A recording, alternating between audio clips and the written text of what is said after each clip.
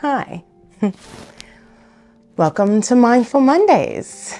Today on this episode, we're going to talk about resistances. We talked, I guess a couple episodes ago about the awareness and contact cycle. There are a lot of different ways that we can interrupt that cycle. So today I wanted to talk about some of the resistances that we might employ to resist making authentic contact with the world. So these are ways that we might sidestep, or maybe talk around what we really want,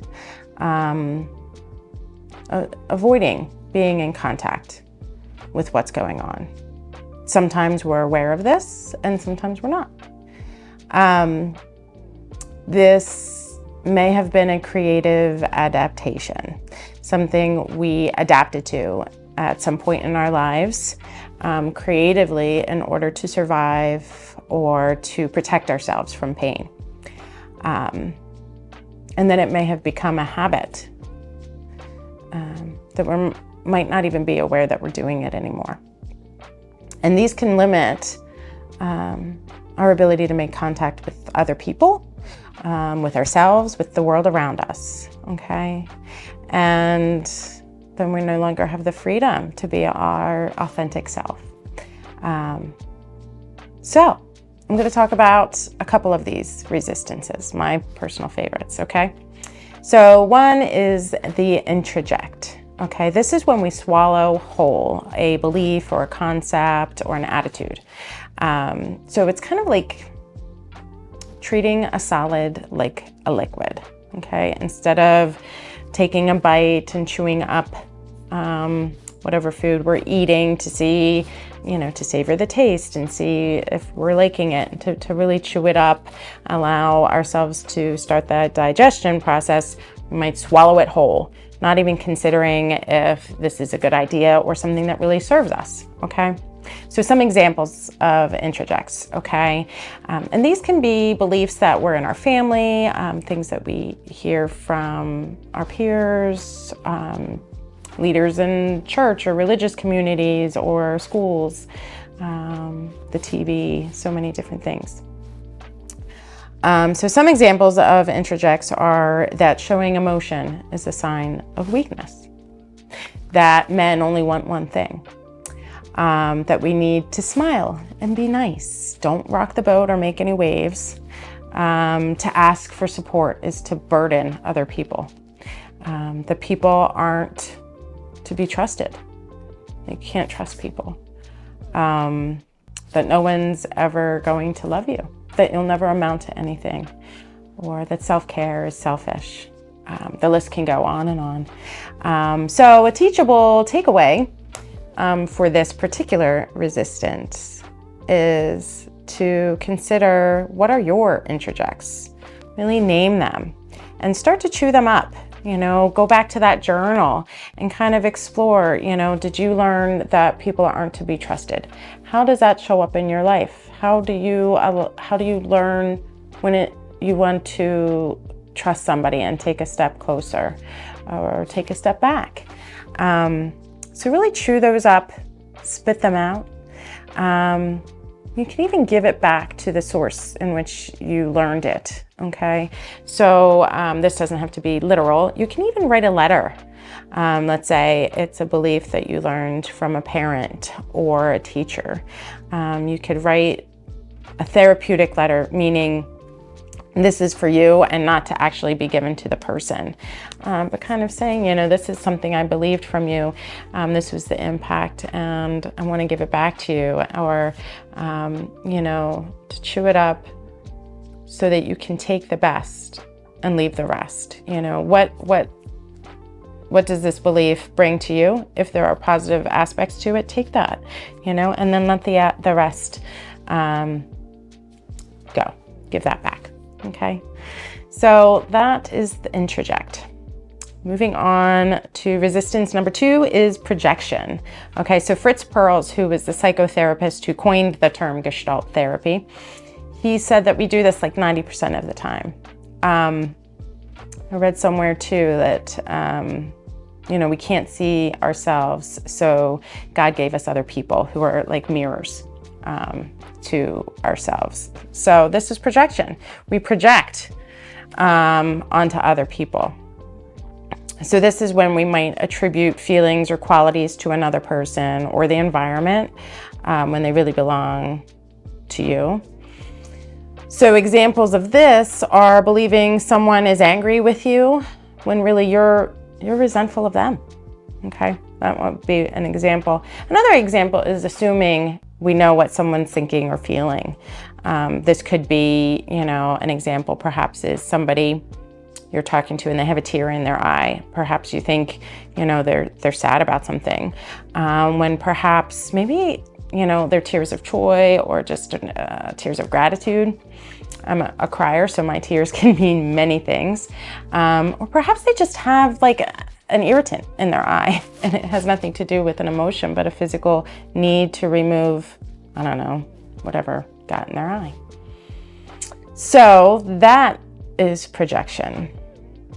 So a teachable takeaway for this one, if you choose to accept it, is to consider how often you imagine what others are thinking or feeling, and to check them out, not to make an assumption.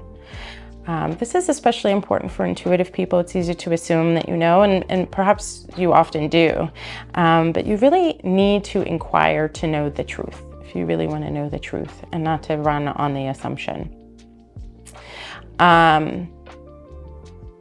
It's also important to own the qualities perceived in another as one's own. So kind of to turn that mirror. So for example, there was a time when I was feeling like people just aren't listening to me. I don't feel heard, okay? And it just kept showing up in places. Once I started noticing the pattern, I was like, what's going on here? So I turned that mirror and I started paying attention to how am I listening to other people? How am I showing up as an active listener? How am I really hearing people? Am I listening to them with like an agenda or what I'm going to respond with, or am I really present and hearing them?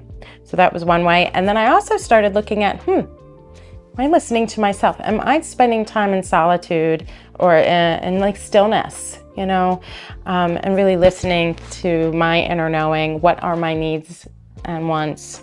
Am I taking the time to really connect with myself? Once I started doing this, it resolved. That feeling that I wasn't feeling listened to or heard kind of dissipated. So that's projection. And number 3, desensitization or checking out. Excuse me. So this is when we avoid sensations or feelings in your body. Avoiding full contact with yourself, with other people, with the environment.